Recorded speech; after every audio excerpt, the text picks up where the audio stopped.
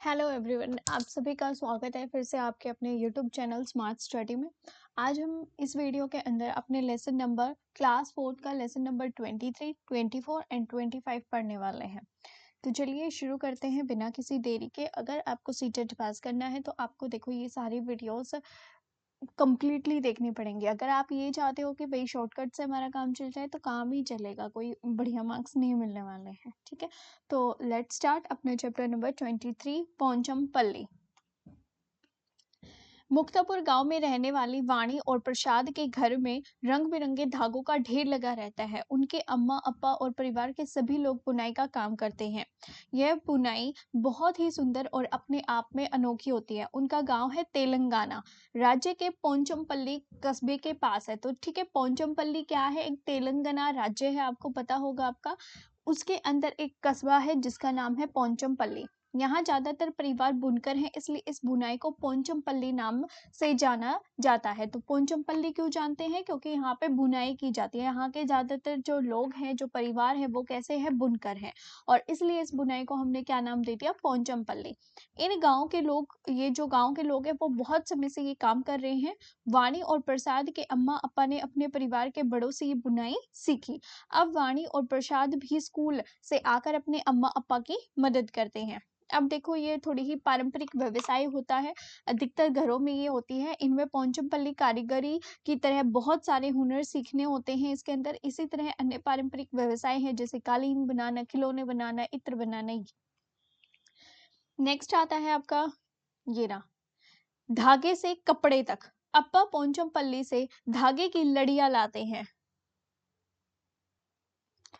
धागे की लड़ियां लाते हैं। अम्मा लड़ियों को उबलते पानी में डालकर उनकी गंदगी और दाग जो होते हैं वो धोती है। फिर सब मिलकर धागों को सुंदर रंगों में रंगते हैं और सुखाकर उनकी गट्ठी बनाते हैं। धागे की गठिया करगे पर लपेटी जाती है, फिर इनसे कपड़े बुने जाते हैं। पहले क्या करती है पोंचमपल्ली से? क्या लेके आएंगे अप्पा? उसके धागे की लड़ियां लेके आएंगे। अम्मा क्या करेगी? उन धागे की लड़ियों को गंदगी साफ करेगी, उसके दाग धब्बों को दूर करेगी। फिर सब मिलकर क्या करेंगे? धागों को सुंदर रंगों में रंग देंगे और फिर उनको सुखाकर गट्ठी बना देंगे। जो गट्ठे धागे की जो गठिया होती है, उनके करगे पर जो है वो लपेटी जाती है। ये देखो, यहाँ पे सबसे पहले इसने खरीदी, फिर सेकंड नंबर पे ये करगे पे ले आए, मतलब साफ सुथरी करके करगे पे लेके आएंगे। ये इस तरीके से बनेगी, ये लपेट दी।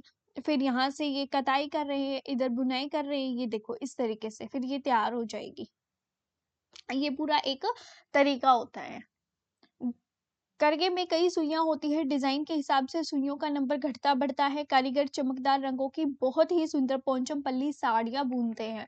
इन कारीगरों ने अपनी इस कला से इलाके का दुनिया भर में मशहूर कर रखा है। खतरे में कला, ऐसी साड़ियां बुनने के लिए अच्छी कारीगरी चाहिए। इसके लिए कई दिनों तक कड़ी मेहनत करनी पड़ती है।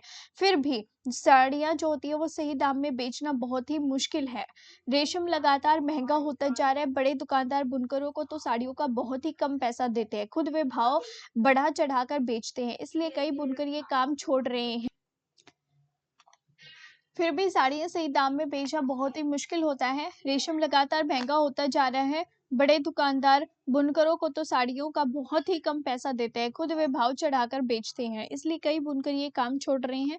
वो अपना गांव छोड़कर बड़े जो शहर है उनमें मजदूरी करने जा रहे हैं। इस समस्या का कुछ हल निकालना चाहिए। बरसों पुरानी बुनकरों की ये कला कहीं धीरे धीरे जो है वो खो ना जाए। अध्यापक के लिए ऐसे परंपरागत व्यवसायों में भी कई औजारों और कलाओं का इस्तेमाल होता है। इस बात पर भी जोर डालें कि अक्सर एक चीज को बनाने के लिए परिवार के सभी लोग मिलकर काम करते हैं और साथ में काम करते हैं। चर्चा कीजिए, ये आपके काम की नहीं है। ये देखो, कपड़ों की बुनाई करना वाणी प्रसाद का, खाना पकाना किसका काम है, कौन करता है, ये चीजें हैं। तो आपका ये वाला लेसन कंप्लीट हो चुका है। आई होप आपको वीडियो पसंद आई होगी। और अब हम चैप्टर नंबर 24